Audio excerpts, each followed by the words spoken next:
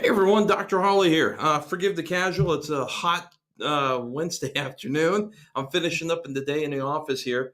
And I just wanted to show you guys a little PowerPoint on something that I did because I've been writing a lot of blogs, and a couple articles are coming out on this in the magazines, the chiropractic magazines in July. So keep an eye out. I thought, instead of writing blogs, let's put a video with a little bit of a PowerPoint so you guys can kind of get an idea what I'm talking about. Now, I've been around for a while in the healthcare industry. As a lot of you guys know, and a lot of you old gummers out there like myself, you remember back in the time when newspapers were a way to advertise. This would be on TV and radio, but we would just put the newspaper in, and the biggest things we had to do was try to figure out which section of the newspaper we wanted our audience to come from. So if you're doing sports, you're doing sports and athletes, you want to put your ad in the sports section. If you're doing geriatrics and chronic things, you want to put them in the obituaries. If you want work pediatrics and families, you want to put them in lifestyles. And you hope that your one-time ad that you spent $2,000 to $4,000 on, depending if you had color, actually got in front of the people. They seen it, and your offer, your hook, was good enough to get them to call, right? To come on in, right? That was before, digital, right? So if you guys remember that, we had to walk through this process. They would see the ad, like I said, and then come on in and then call, hopefully, right?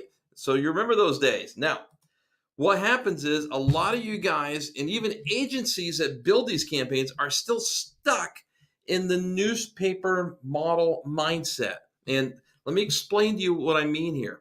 So you design an ad, and I don't care if it's for chiropractic, for Pepsi Cola, for a restaurant, for a business that makes sprockets and thingamajigs. It doesn't matter.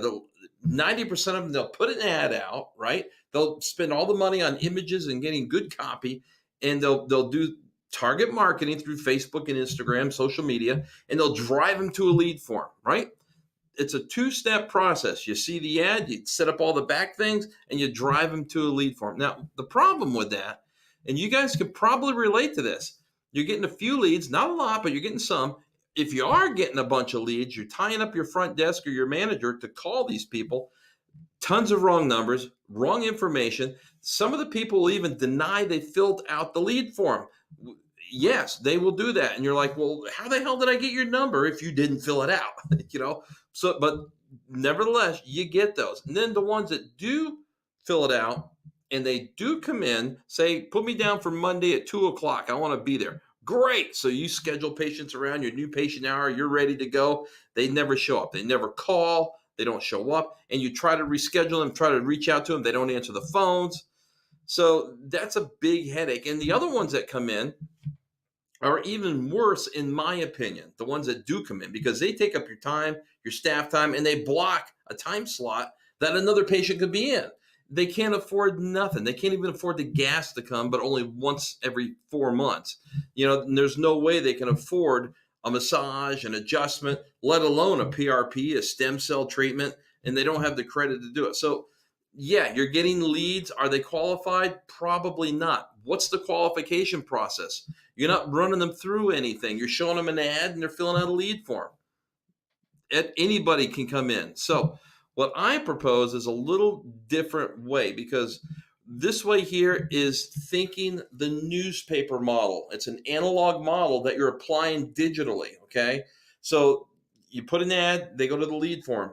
This is what you're going to get 9 times out of 10. So let me show you another thing that we've been experimenting with the last 6 months or so, and it's working pretty well. So we'll put the same ad out there, and it doesn't matter, again, what organization, it's an ad, right? Because marketing is marketing. You just tweak it to the audience. But you put the ad out there, and instead of going to the ad, here's what people are doing. We discovered that people are Googleized. People are Googleized, meaning they will actually do research before they take any actions. We're in the information age. I know I didn't coin that. Hell, that's been around. That's been blasted all over. We're in the information age, right? Information is doubling like every third day that it was 10 years ago.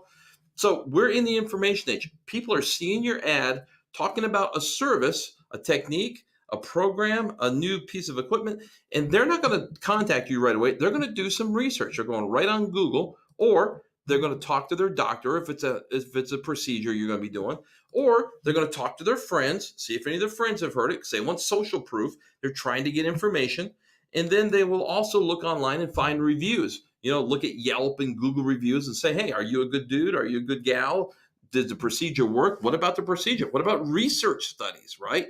They're going to be looking at all this. And then if they can still find your offer with the form, they'll fill it out. But that's only if they can.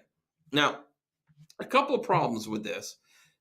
What's happening is the patient will actually, first of all, probably lose your ad while they're researching. Or if they save your form, that's good, but chances are. And they're finding information on their own. So as you well know, when you Google search on XYZ, there is a plethora of information out there. Some good, some bad. They don't have the background medical history, organization knowledge to decipher which is true, which is fact, which is false, and which applies to them in their case. So they're making their own judgments by getting their own information. Wouldn't it be better if you gave them the information instead? Here's how I propose doing it and what we've been doing. Now, some of you chiropractors out there, remember years ago, we would actually have patient education nights. We'd have an ROF. We'd schedule all the new patients to come in on the ROF in a big group thing with their family and friends. And what did we do? We educated them first. Then we called them back individually and went over their care plans. But we did an education, and we did the education on how we wanted it perceived, right? So we should apply that to the same principles here, okay? So I propose doing this, and here's what we've been doing. They'll see the same old ad, and then we will direct them to an educational piece. Basically, it's the ROF, but we're digitized it. We're doing an educational piece talking about the benefits of XYZ service, why they would be a good candidate, what they can expect, and all the things that go along with it. This can be a blog post.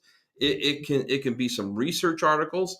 And then if you want to take it a step further, say it's a complicated thing, like doing stem cells or whatever, even disc pathology for decompression things, then you can even take them to a video or two. You can have 2 or 3 different videos educating them on the subject, getting them information. You're handling and you're in control of the information they see versus them going out and getting God knows what. Then, only then, they get access to your lead form. Okay? So what this is doing is really you're stopping people from accessing your lead form. You're selecting who can see your lead form is what you're doing. And then another thing you can do, another way to spin this that we found is working really well, if you don't want to take them through that top sequence, you can do another sequence. Just create a little ebook, another educational piece, and then you send them through an email drip campaign over the next 2-3 weeks, giving them spoon-fed information that you want them to hear, not doing the research. Then you show them the lead form. What we've seen is a huge increase in the quality of the lead forms. Instead of getting 100 or 200 leads a month, which is phenomenal, I'd rather see 50 solid leads that are hungry, that are coming in because like hangs around with like. They'll be referring other patients just like them. They have the money, they have the credit if they need to do financing, and they're committed to coming in, okay? Now, another thing, if you're thinking along this line, you're looking at this, yeah, the big differences here, the big elephant, the white elephant or pink elephant in the living room, whatever you want to call it, is they're not seeing an ad, doing the form and coming immediately in. You'll get a few of those, but the majority will come in after you spoon feed them the research. The majority will come in about 30 to 45 to 60, maybe 90 days later, but they will be committed. So this is more of a long-term. And I say long-term, I mean, really the max is 90 days. But normally within 30 to 45 days, you're starting to see a lot of the leads from the ad filter in pretty good, and they're committed. So why is that? Just keep in mind, I showed this a while ago to some audiences. Only 5% that see your ad are going to come in right now, to be honest. The rest is going to need education.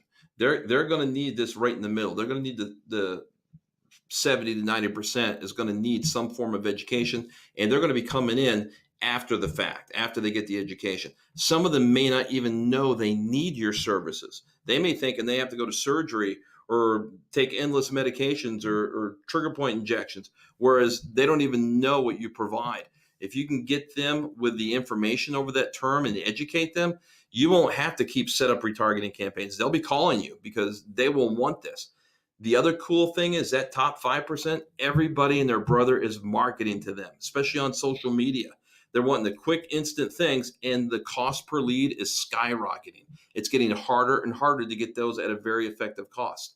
The ones that are the lowest cost and have the biggest amount of population and are the hot ones that will come in, it's the middle of the triangle. And you access that through education and through branding. Okay. So that's how you do that. So I hope that makes sense to you guys. If you're looking for something to try and you have an agency or you're doing it on your own, don't do the newspaper mentality. Don't put the analog newspaper into a digital setting because it doesn't work. The quality, you know, it's not there. You know the leads are crap that's coming in, the majority of them. Set them up on a campaign like this. Set them up with autoresponders.